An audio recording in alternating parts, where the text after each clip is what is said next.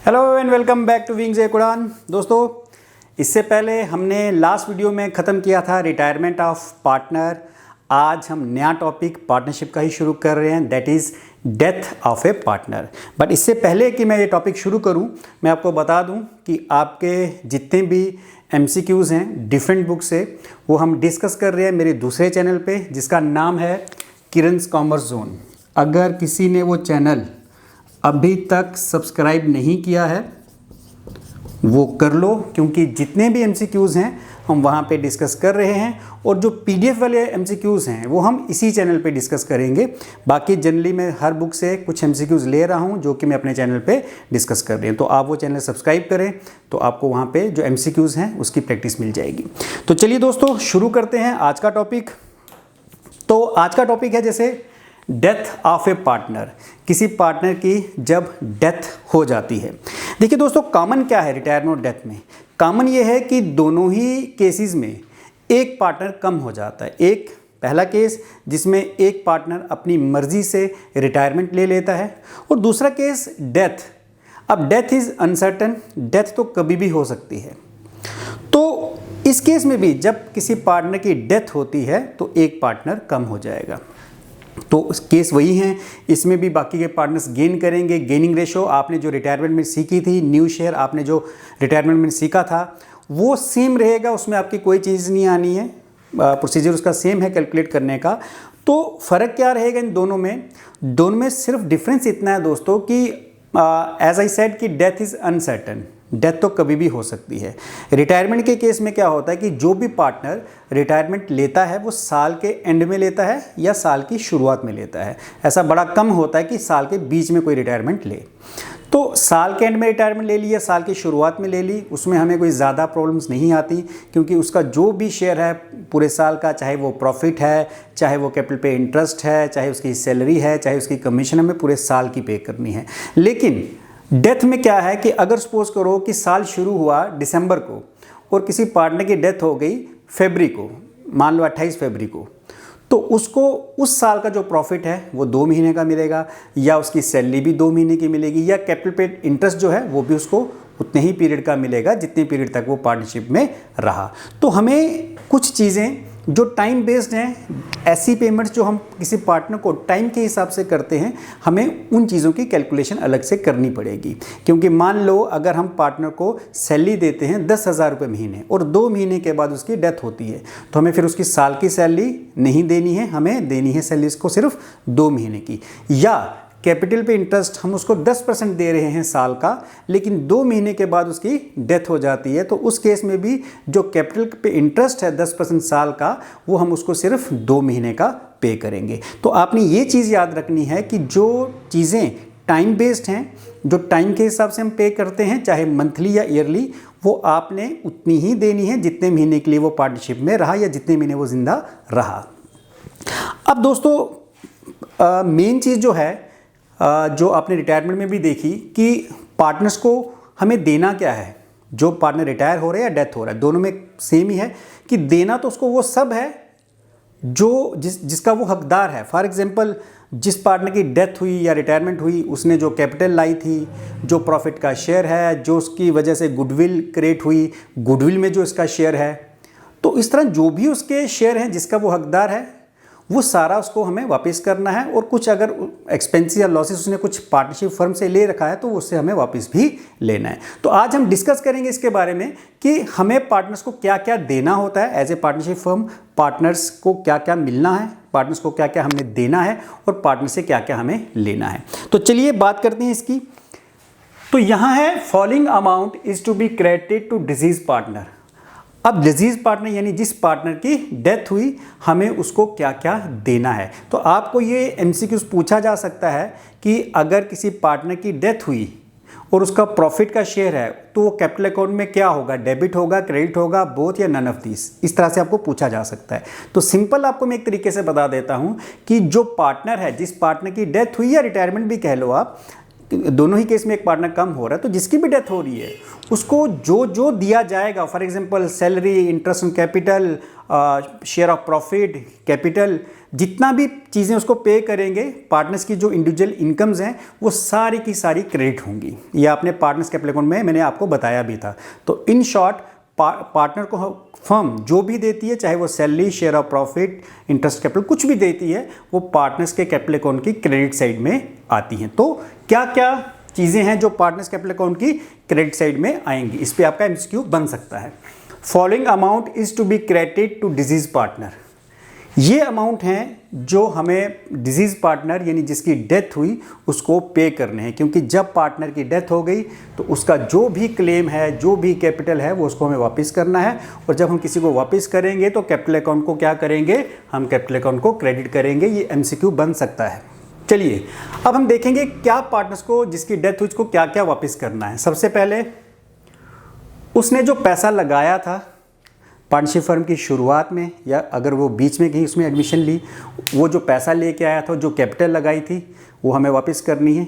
वो नहीं जो उसने स्टार्टिंग में लगाई थी, वो जो अब बन रही है। स्टार्टिंग में हो सकता है उसने 1 लाख लगाया हो, अब 10 साल के बाद उसकी डेथ हुई तो 10 साल के बाद सिर्फ वो 1 लाख नहीं देना है।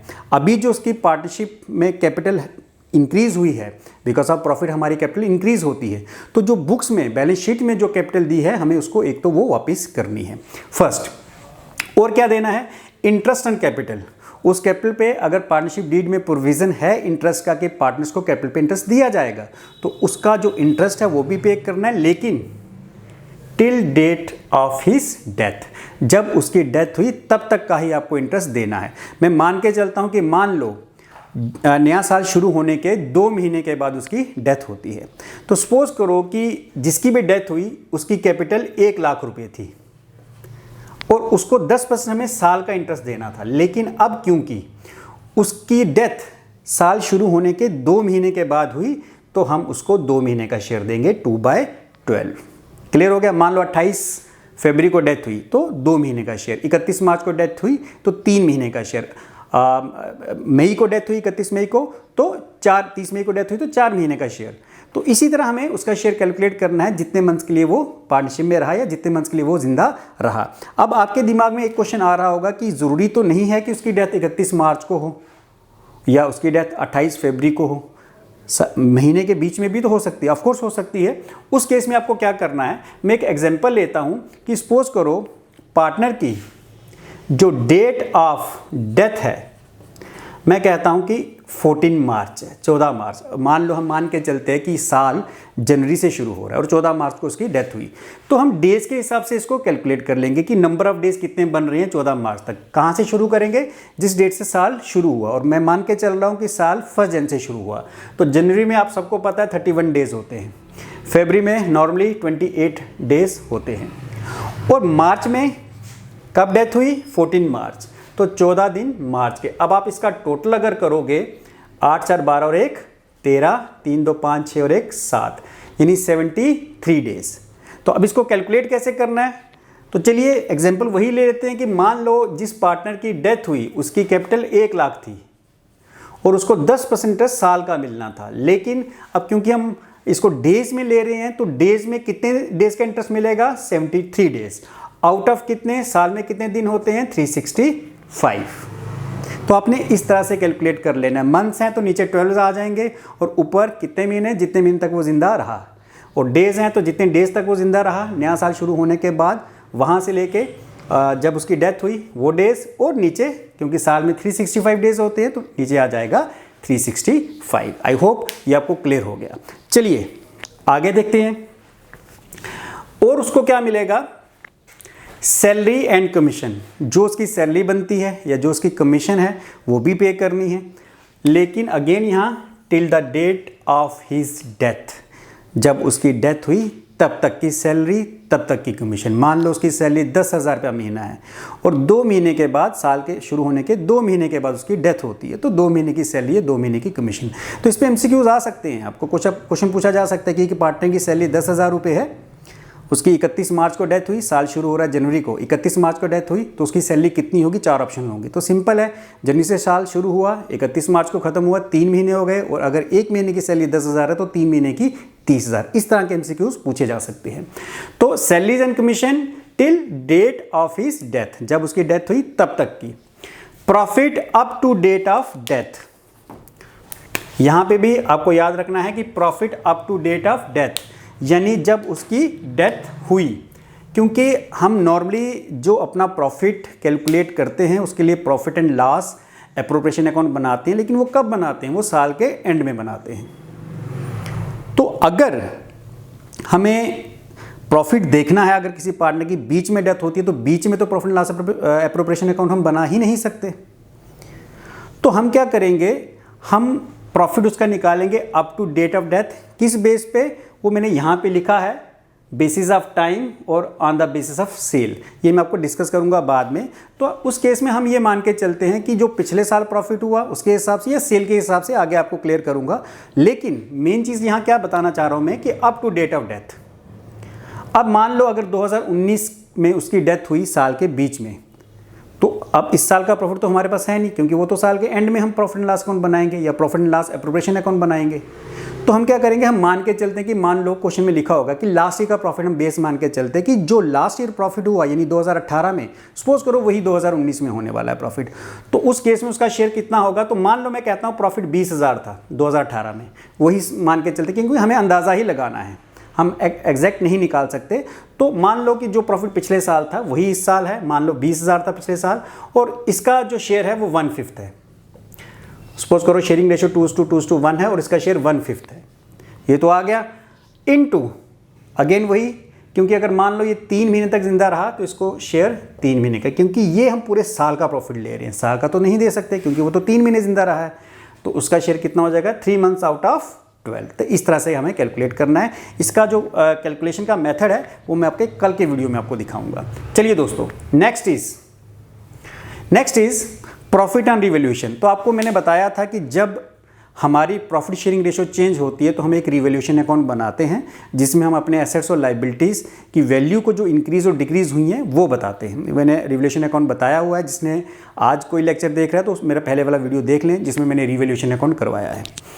तो उस रिवैल्यूएशन अकाउंट में हमें जो भी प्रॉफिट या फिर जो भी प्रॉफिट होगा वो भी उसको जो डिजीज पार्टनर है जिसकी डेथ हुई है उसको पे करना है। Next he share of goodwill.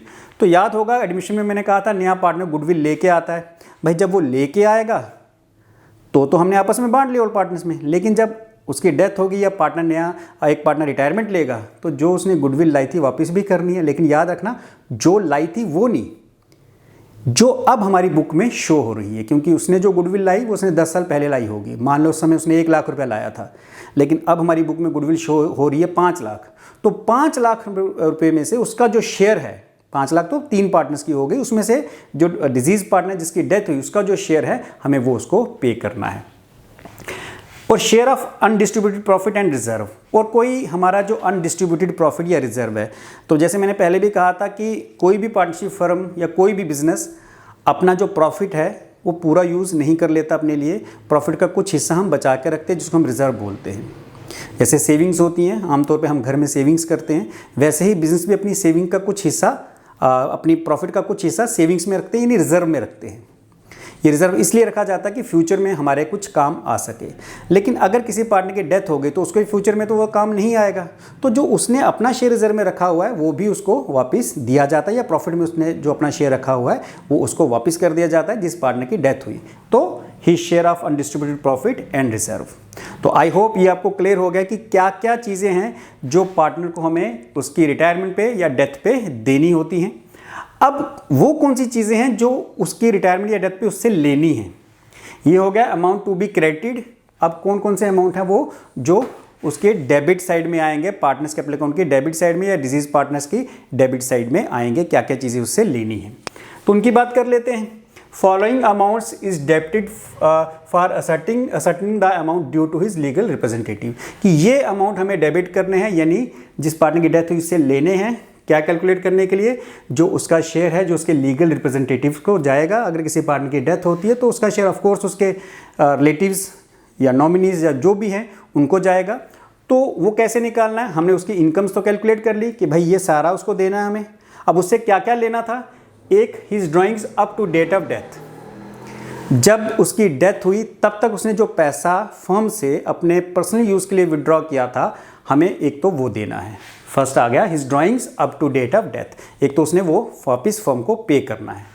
दूसरा interest on drawing up to date of death, यहाँ पे भी आप याद रखो कि up to date of death तक जो उसने ड्राइंग्स की उस पर जो इंटरेस्ट है वो भी हमें उससे वापस लेना है।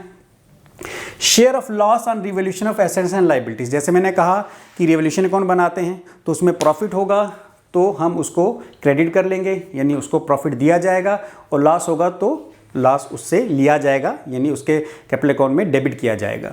तो share of loss on revolution of assets and liabilities और share of loss in business, तो जो हम profit and loss revolution account profit and loss appropriation account बनाते हैं उसमें कई बार लॉस भी होता है, जैसे प्रॉफिट था प्रॉफिट अप टू डेट, वैसे ही लॉस भी हो सकता है बिजनेस में, तो वो लॉस भी उसके अकाउंट में डेबिट किया जाएगा। तो जैसे मैंने कहा कि जो चीज़ें एक्सपेंसेस और लॉसेस हैं या जो चीज़ें हमें उससे लेनी है वो सारी की सारी पार्टनर्स कैपिटल अकाउंट की डेबिट साइड में आएंगी। तो एमसीक्यूज़ का क्वेश्चन क्या पूछ सकता है, आपको क्वेश्चन में ये पूछा जा सकता है कि पार्टनर्स के जो प्रॉफिट्स हैं वो किस साइड में आएंगे, पार्टनर्स कैपिटल अकाउंट की डेबिट साइड में या क्रेडिट साइड में। तो मैंने बता दिया कि जितनी भी पार्टनर्स की इंडिविजुअल इनकम है वो कहाँ आती है, क्रेडिट साइड में, और जितने भी पार्टनर्स के इंडिविजुअल एक्सपेंसेस हैं वो कहाँ आएंगे, डेबिट साइड में पार्टनर्स कैपिटल अकाउंट की। आई होप आपको ये क्लियर हो गया।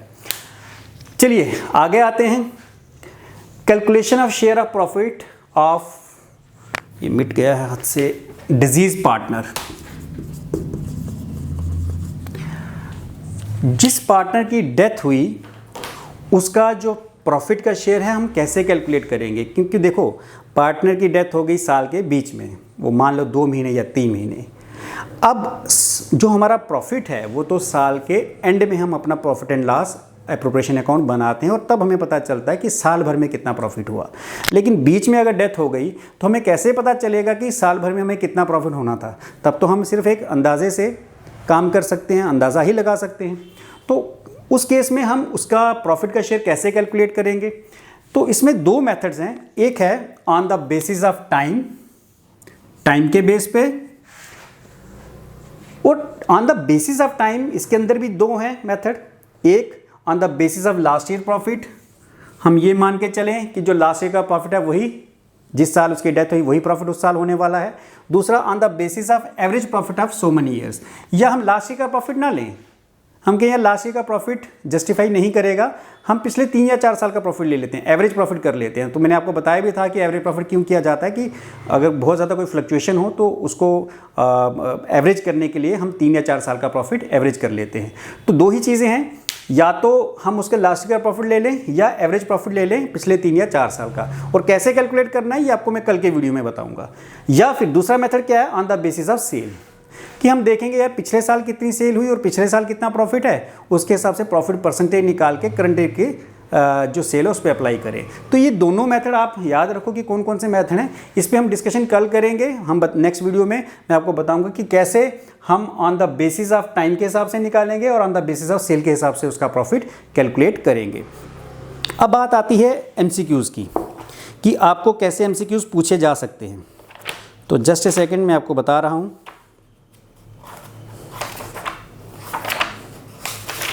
तो दोस्तों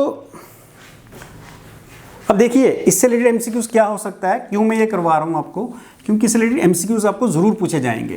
तो एक मैं एमसीक्यूज़ लिख रहा हूँ,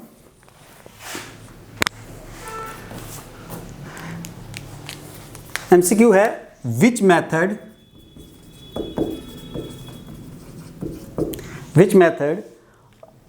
should be used to